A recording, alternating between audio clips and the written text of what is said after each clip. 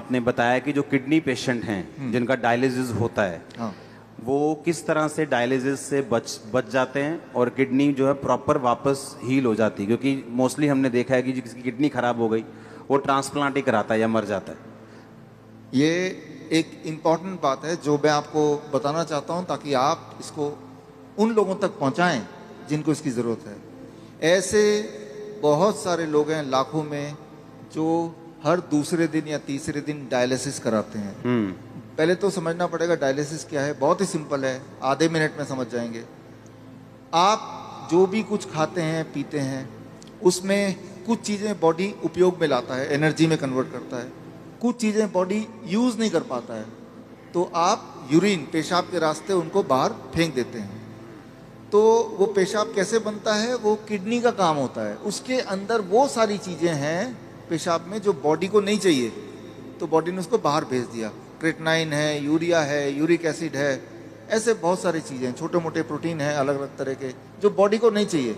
तो बॉडी ने पेशाब किया, आप बोलेंगे अरे मुझे पेशाब आ रहा है, तो वो किडनी ने बाहर भेजने का तैयारी कर ली है और आप गए और आपने अपने आप को हल्का किया, ठीक हो गया।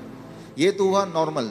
आपका बॉडी खुद ही आपका डायलिसिस कर रहा है। डायलिसिस ये है, हमारा बॉडी हमारे अंदर की जो चीज़ जो हमें नहीं चाहिए वो बाहर फेंकने का रास्ता बनाया, इसे कहते हैं डायलिसिस। यानी कि हमारे सबकी बॉडी करती है इसको। अगर वो करना बंद कर दे, किडनी अपना काम करना बंद कर दे, अब जब मैं पानी पी रहा हूँ और बॉडी को उनमें से कई सारी चीज़ नहीं चाहिए लेकिन बाहर का रास्ता बंद है, तो बॉडी क्या करेगा, गुब्बारे की तरह, बैलून की तरह उस पानी को, उस फ्लूइड को बॉडी में ही इकट्ठा होता रहेगा। ऐसे लोगों के पैर आप देखेंगे हाथी की तरह हो जाते हैं, सूज जाते पैर, हाथ सूज हाँ, जाते हैं, पैर हाथ सूज जाते हैं, गले मुंह सूज जाता है। तो क्या है, उनका जो यूरिन आउटपुट है, पेशाब या तो कम हो गया है या खत्म हो गया है। अगर आपसे बोलें कि एक दिन बिना पेशाब किए रहना है, इम्पॉसिबल, कितना दर्दनाक हो सकता है। और ऐसे लोग फिर मशीन की मदद लेते हैं। वो मशीन वो खींचता है खून में से वो ऐसे पानी जो खराब है और निकाल के बाहर करता है। इसका मतलब हर दूसरे दिन उसको ऐसा करना पड़ता है और दूसरे दिन तक बॉडी में पानी जमा रहता है। और जबकि बॉडी में पानी जमा रहेगा तो उसका हार्ट के ऊपर भी बोझ है, लंग्स के ऊपर भी बोझ है।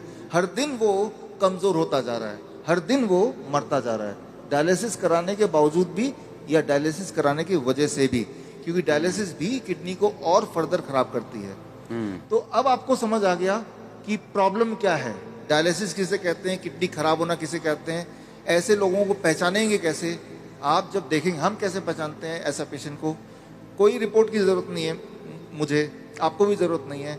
आप सिर्फ ऊपर से नीचे देखेंगे, अगर पैर हाथ में सूजन है थोड़ा बहुत भी, तो समझ लीजिए कि किडनी फेलियर की तरफ आप बढ़ चुके हैं।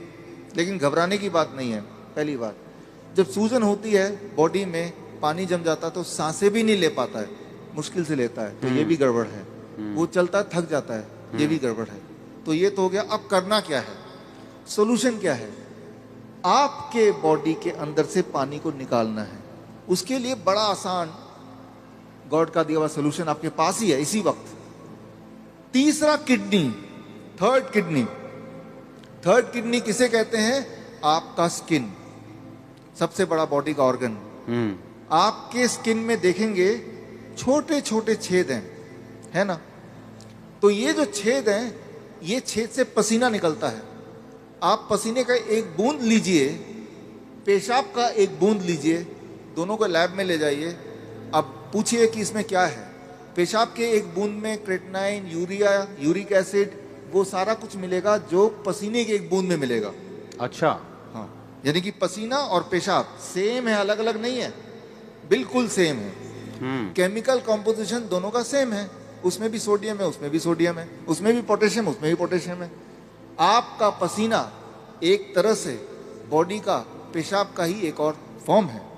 आपका जो स्किन है, ये भी भगवान का बनाया हुआ इमरजेंसी किडनी है, इमरजेंसी किडनी। तो उस इंसान का जिसके दोनों किडनी खराब हो गए, अब क्या करेंगे, ये जो स्टेपनी है, मैं इसको स्टेपनी बोलता हूँ। आपकी गाड़ी का एक टायर पंचर हो गया, आप स्टेपनी यूज करते ना, तो हम बोलते हैं कि ये स्किन को यूज कर लो, स्किन से बाहर निकाल दो। अब सवाल आता है स्किन से कैसे निकालें। स्किन से निकालने के तरीके, अभी बाथटब का वीडियो प्लीज चला दें। ओके, चलाओ वीडियो बाथटब का। हमारे हॉस्पिटल में, हिम्स हॉस्पिटल है, डेराबस्सी में है, अभी जलंधर में भी खुल गया है। आप देखिए यहाँ पे वीडियो। ये जो लोग आप देख रहे हैं, ये पानी के टब में बैठे हुए हैं। पानी का टेम्परेचर याद रखिएगा 40 डिग्री सेल्सियस पे है। पानी गले तक है। गले तक पानी अगर हो, उसका टेम्परेचर अगर 40 डिग्री सेल्सियस मेंटेन कर पाएं, और ये लोग अगर 2 घंटे बैठ पाएं, तो 2 घंटे के अंदर 2 घंटे सुबह शाम के एक बार या फिर 1-1 घंटा 2 बार। अच्छा, ऐसा करने से, ये सारे किडनी पेशेंट हैं, ये वो पेशेंट हैं जो हर दूसरे तीसरे दिन डायलिसिस कराने जाते थे, लेकिन अब वो जाते नहीं हैं। क्यों? क्योंकि वो अब ऐसा करते हैं, इससे उनकी तीसरी किडनी से वो सारा जो मल है, जो पेशाब के रास्ते नहीं निकल पा रहा था, वो निकल जाता है। पहली बात। दूसरी बात, और ऐसे टब में, कोई भी टब में बैठ जाना है, कोई भी टब में, कोई भी टब हो, और उसमें जो पानी है उसे 40 डिग्री पे ही रखना है। 40 डिग्री पे रखना। और नापना कैसे? थर्मामीटर से। थर्मोमीटर आप 150-200 रुपए का मिल जाएगा। पानी नापने वाला, जो पानी नापने वाला स्पेशल थर्मामीटर, स्पेशल थर्मोमीटर 150-200 में मिल जाएगा। हाँ, उसको चेक करते रहना कि वो 40 डिग्री पे मेंटेन रहे। अगर कम हो गया, गर्म पानी डाल लेना है, गर्म पानी डाल देना, 2 घंटे बैठना है। 2 घंटे बैठना है। ये टेम्परेरी सोल्यूशन है कि किडनी हील भी होगी? इसमें मैं आता हूँ। हाँ, ये किडनी हील होगी, लेकिन कैसे? 2 चीज होगा उसके साथ। आप अगर ये करेंगे तो एक्सपेरिमेंट करने के लिए उस इंसान का पहले आप बोलिए कि वजन करे, क्योंकि वजन में वो अंदर पानी है। 2 घंटे बाद दोबारा वजन करेंगे तो आधा किलो, 1 किलो, 1.5 किलो वजन कम मिलेगा। मतलब बाहर आ गया, वो बाहर आ गया। पहली बात। आप एक और काम करें, उनके पैरों के सूजन के फोटो खींच लें। 2 घंटे बाद दोबारा देखें, अरे सूजन कहाँ गया? अरे बाहर चला गया, उसको बॉडी ने बाहर भेज दिया। एक और काम करें, किडनी पेशेंट की एक दिक्कत होती है, उनका बीपी बहुत हाई रहता है। क्यों? गुब्बारे को जैसे फुलाएंगे तो प्रेशर बढ़ गया ना, तो बॉडी भी तो गुब्बारे की तरह फूल रही है, पानी अंदर डल डल के, तो प्रेशर बढ़ता जा रहा है। तो चाहे कितनी भी दवा खा लें किडनी का पेशेंट, प्रेशर उनका बहुत ज्यादा होता है, ब्लड प्रेशर।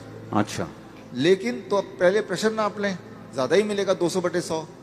अब पानी में बिठाएं, और अब पानी में बिठाने के बाद 2 घंटे बाद दोबारा प्रेशर नापें, तो प्रेशर कम हो जाएगा। कम से कम 40 यूनिट कम हो जाता है, किसी का 20 यूनिट कम हो जाता है, लेकिन कम जरूर होता है, हर एक का कम होता है।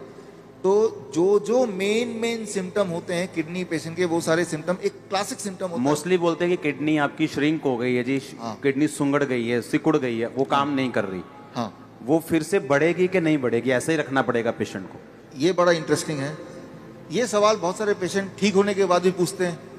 ठीक होना कैसे पता चल गया? कि अब उनको ये करने की जरूरत नहीं है। 3 महीना लगातार करने के बाद अब करने की जरूरत ही नहीं है। अब पेशाब भी नॉर्मल हो रहा है, सूजन भी नहीं आ रही है, ब्लड प्रेशर भी नॉर्मल है, यानी ठीक हो गया। लेकिन वो क्रिएटिनिन और यूरिया, क्रिएटिनिन भी नॉर्मल आ गया, यूरिया भी नॉर्मल आ गया, यूरिक एसिड भी नॉर्मल है, सारा कुछ नॉर्मल हो गया।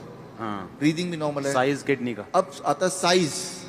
तो साइज के लिए वो बोलता है, तो DTPA स्कैन करने बोलते हैं। हालांकि हम रिकमेंड नहीं करते, लेकिन स्कैन कराते हैं। तो पहले वाला साइज उसके पास था, पहले भी स्कैन कराया था, 3 महीने बाद दोबारा स्कैन कराते हैं। तो स्कैन में वो साइज बढ़ी हुई दिखाई देती है। मतलब वो किडनी जो है वो बढ़ चुकी है, फिर से साइज उसका अच्छा हो रहा है, अच्छा हो गया। दर्शकों के लिए एक खास मेरा मैसेज, आप इस दोनों चैनल के माध्यम से मेरे वीडियोस आप देख रहे होंगे, नए नए जो टेक्निक्स हैं वो आप सीख रहे होंगे। एक चीज़ करना भूल जाते होंगे कि वो ये है कि सब्सक्राइब करना। सब्सक्राइब कीजिए ताकि जो मेरे नए टेक्निक्स हैं, नए वीडियोस हैं, वो राइट टाइम पे आप तक पहुँचे, सबसे पहले पहुँचे।